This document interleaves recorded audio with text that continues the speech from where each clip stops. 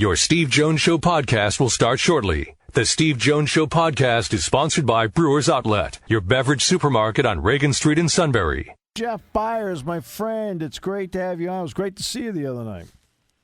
Likewise, always enjoy being at the field, and definitely looking forward to a great weekend here in Lincoln, Nebraska. Did you get into the arena?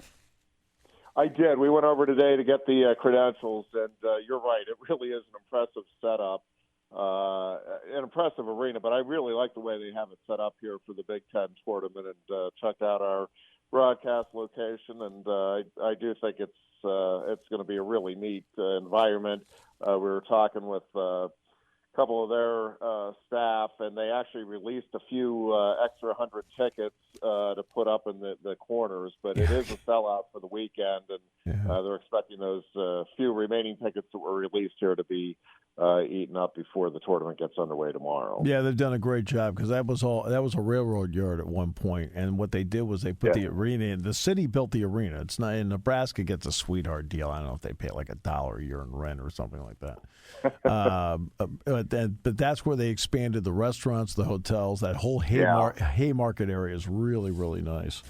Yeah, and that baseball park definitely puts you in the mind of Medler Field in a big way, with the exception of I'll take Medler Field every time for the outfield view, but definitely very similar baseball parks. Yeah, exactly. You're right about that, Jeff. That's exactly right.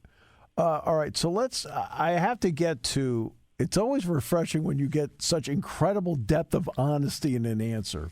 Roman Bravo Young was asked about what the Big Ten championships mean to him, and he said, not much, really.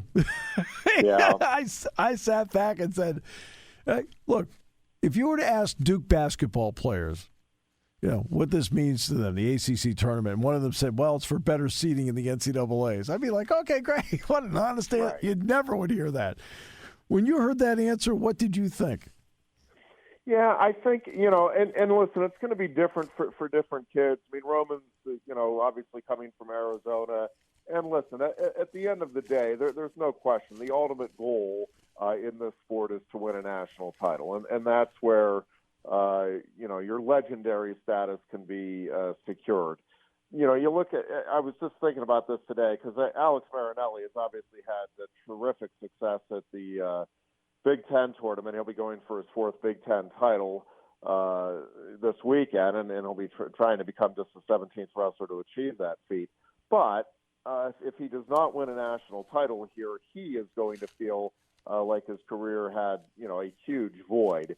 And I was reading one of the, newspaper accounts in Iowa leading up to the tournament, and they're like, Marinelli going for his fourth Big Ten title, but don't think for a second he wouldn't trade all of those in for one NCAA title. Yes. And that's just, at the end of the day, that's, obviously what everybody's in this thing for is to try to win the national title.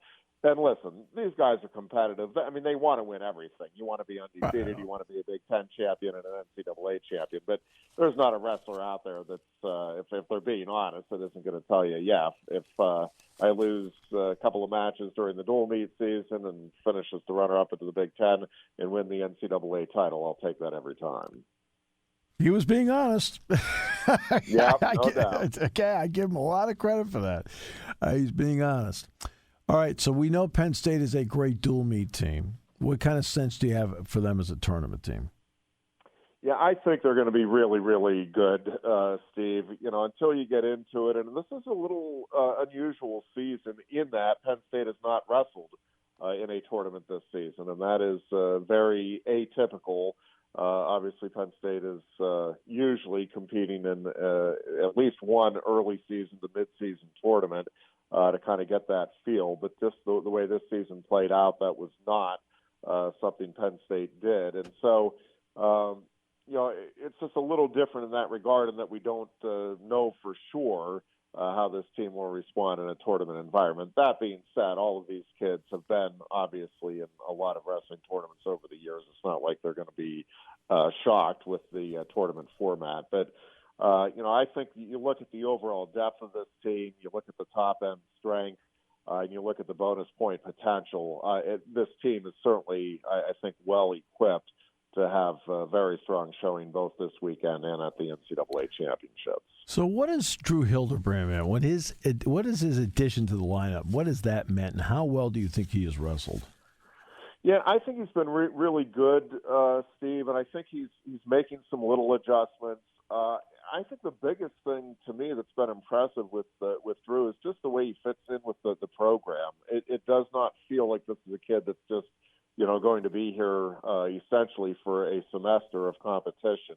I mean, he feels like a Penn Stater. He just brings a great attitude every day to the room, great competitive spirit. And listen, he came to Penn State because he wanted to see how high on the podium he could get, and he felt this was the best place to give him that opportunity after graduating from Central Michigan. So, obviously on the mat, he gives you a presence that Penn State hasn't had since Nico Megaludis' graduation at that weight. But I think it's more than that. I think it's really been the type of teammate and leader that he's become in a very short period of time here. Guys like Curtis Storace, Aaron Brooks, Nick Lee, and the aforementioned Roman Bravo Young are right there among the favorites to win again at the Big Ten Championship. Give me a guy that maybe people aren't thinking about that could make a move and make a couple steps up the podium, in your opinion. Yeah, I mean, I think there's a couple. Obviously, I think Penn State fans are kind of expecting Brady Berge, but, he goes in as a 10 seed, and I really think, I'm not sure if he's, where he would match up with Ryan Deacon right now. I think Deacon's a pretty prohibitive favorite to win the title there at 157, but I don't think there's anybody else in that weight class that Brady's not capable of beating, and I wouldn't rule him out against Deacon. But, we'll get a real good feel for how Brady's going to fare in this tournament when he wrestles Caleb Young, who he beat last year in the NCAA tournament in the quarterfinals here, presumably assuming all the seeds hold, which I think at that weight class they for sure will. And I think Brady, again, he's going to go in as the 10 seed. I don't think it'll be shocking to see him in the finals. I think he could finish kind of anywhere from second to probably as low as seventh, but I don't think I don't think he'll be in danger of not getting one of the automatic bids there. But listen, I think the guy that you're really looking at if you're Penn State is Bo Bartlett, and whether or not he can just kind of open some things up offensively. I think the skill set is there, Steve, and he's shown he can be competitive with these top guys, but he's got to generate some offense in order to get over the hump. And, it's something they've been working with him on all season, and we'll see if he can kind of cut it loose and, finish significantly higher than that 7 spot. Which would get him an automatic berth to the NCAA tournament, but that's not the point scoring potential that they're looking for from him there. And then Creighton Edsall's another guy, Steve. I just think the commitment he's made to this team and program and to himself. You'd like to see that pay off with a top 7 finish and an automatic berth to the NCAA tournament. I think he's a guy that if he finishes 8th will have a real strong case for one of the at-large selections at that weight at 165. But, those 3 guys are the guys that you're kind of looking at as guys who can make a significant move up from their seeds here at the Big Ten tournament. So I want to stick on Bo Bartlett for a moment, because I always have felt that for a long time, when you go from high school to college, you do get better, but you are who you are. And when you go from college to the pros, so it's, we talk about football or basketball, you pretty much that's who you are. Jalen Hurts is who he is with the Philadelphia Eagles, as an example. How tough is it for Bo Bartlett do you think it is for him to change what's been successful for him, but now he's at this stage where he needs more offense? How difficult is that for him mentally to understand? I mean, I'm sure he's trying to convince himself to do it, but then he gets in there and you are who you are. How difficult is that for him? Yeah, and Steve, in high school he was more of an offensive-oriented wrestler. I think last year it kind of got into his head because he was wrestling up a weight class, that he needed to try to be a little more defensive minded. And I just think, it's been a little difficult getting him out of that mindset. Now, that being said, all along, he has said throughout the offseason and during the season that it's all about building for the postseason. So we'll see. I mean, I think you're right. It's difficult to just turn it on in that regard. That being said, there have been some little things you've seen in terms of progress and getting better penetration, but again, against the elite guys, whether or not he's able to kind of trust his shot and open up and go for it, we'll have to see this weekend. Yeah. I think the skill set is there, Steve, for him to have a really strong showing both here at the Big Tens and to get on the podium at Nationals. But, it's really up to him and how offensive-minded he can become. Because he shows that flash. And you'll see the flash of it, and you're like, okay, For sure. And then it's like, doggone, and then he'll revert. And it's like, oh, that's the frustrating because you just feel like he can be a guy that can score. Hopefully that happens this weekend and puts him in a good spot. Kirk Fleet at heavyweight. Let's see. The Minnesota guy's pretty good. That's an issue. Where is he better where he can put some heat on the top guys? Because he's a top guy himself. Yeah, for sure. He's just a really good all-around wrestler, Steve, and I think he's a guy that has a real understanding of what it is he needs to do here this weekend, and more importantly, in a couple of weekends to get where he wants to be. And listen, I can guarantee you, for as good as Gable Stevenson is, Greg Kirkleet is not going into either of these tournaments thinking, hey, I'm in this thing to try to get second. That's right. It's not the mindset in the background that he has. So, obviously that's a very tall order. He'll likely get Tony Cassiope in the semifinals, and Cassiope's been a thorn in the side over the last two seasons. But I really think you're just going to see a different strategy, and I'm expecting Kirkleet to be able to prevail in that matchup and get a shot at Stevenson. And I think from Penn State's perspective, you're hoping that you at least get that look and feel here. Obviously, Kirkleet has a long history here with Stevenson. It's not like he hasn't wrestled him, but I think getting a feel for him for where he's at now, it's amazing what a couple of weeks can do once you get a feel. And, we've seen that with Nick Lee and Jaden Ironman. We saw it with Michael Kemmer and Carter Starachi. You get that feel, you can go back and make some adjustments and, maybe turn things around in a couple of weeks if the result isn't what you're looking for here this weekend. When Penn State wrestled Iowa in the dual meet, what impressed me is that, look, Penn State wrestles 2022 style. Now, again, this is my opinion. You can chime in because you're the expert. I still feel like Iowa wrestles like it's 1986. And Penn State beat them at their own game.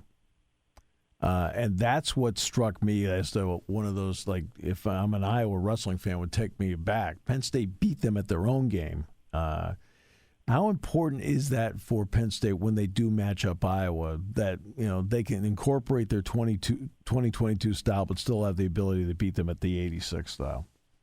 Yeah, I think it is a big deal, and I think it's one of the things to me, Steve, that's really been kind of a signature of Cale Sanderson's teams is, a lot of these guys can beat you a lot of different ways. Right. If you are able to slow down their attack from the neutral position, okay, are you going to be able to get out from their ride? Are you going to be able to keep on top of them? The top end guys for Penn State are all looking for bonus points every time out. And I think they all have that ability to adapt and adjust. Nick Lee, I don't remember seeing him hit an inside trip in a match before right. The overtime one in the finals last year. These guys all have a tremendous skill set, and I think the one thing that I love about Cale and his approach is that it is all about wrestling in that room. And when Bo Nickel talked about, listen, I've been in that position thousands of times. I mean, he wasn't exaggerating, and right. All of these guys just have that passion, and I'm talking about the top end guys. They have that passion for the sport, and they just love competing and kind of picking each other's brains. And obviously, you have a top end staff here in terms of the technical side of it. Is just watching some things they were working on with Carter Starace, and Casey Cunningham is as good as there is in the country in terms of, little adjustments with technique to get guys over the top. And I just think these guys, as we've seen throughout Cale's tenure, they're going to be prepared here this weekend, and especially in a couple of weekends, to have their peak performance. It's about 3.5 hours from Des Moines. It's about 4.5 hours from Iowa City. How do I know stupid things like that? I drove it. I had to drive it once. So is it pretty much crowd-wise an Iowa invasion? Yeah, I'm expecting that's going to be the case. And, listen, I do like the fact that Penn State had that dual meet under their belt earlier this season. And, to go back to what you were talking about, I think the style-wise, it was good for Penn State to kind of match up and beat Iowa at its own game. But I also think, kind of overcoming the momentum that you can feel swell sometimes in that arena. It feels like things are going against you. Calls may be going against you, and you can just feel the crowd and the wrestlers drawing on that. And I thought Penn State just did a nice job of kind of steadying through that and just taking control of the matches where they needed to take control at the key times. And, these guys aren't going to be fazed by a crowd. I think they'll draw energy from the crowd, whether it's for or against them. But, with, Nebraska obviously hosting the event, expecting a large Nebraska contingent, but I would expect Iowa's going to have a very strong showing. And listen, Penn State will have its fair share of fans here. Penn State travels very well, obviously, these days. But, I think it's largely going to be an Iowa-Nebraska crowd here in Lincoln. I just felt like watching them in Carver Hawkeye. They blocked that whole thing out. They really did. The mental toughness, I thought, was like, that's very nice. That's adorable you're here tonight. Thanks for showing up. And that's, everybody talks about doing that. It's just easier said than done. Right. I did think Penn State did a really, really good job of doing that this year. Because I was there a couple days before you did. You were there. Yeah. And that's all everybody kept talking to me about. This is going to be big on Saturday. I got it. I'll be watching. I got it. Jeff, I low-keyed it. So I was like, I want to wish you the best of luck. You're going to need it. All right. Jeff, always a pleasure. Get ready. Rest that voice. Can't wait to hear it this weekend with your usual brilliance. Looking forward to it. Should be a whole lot of fun, a lot of great matches, both involving Penn Staters and not. I do think the level of competition this weekend is going to be as good as we've seen at the Big Ten tournament, and that's saying something since this is the premier tournament every year. Every year. Jeff, thank you so much. Appreciate you. Thanks, Steve.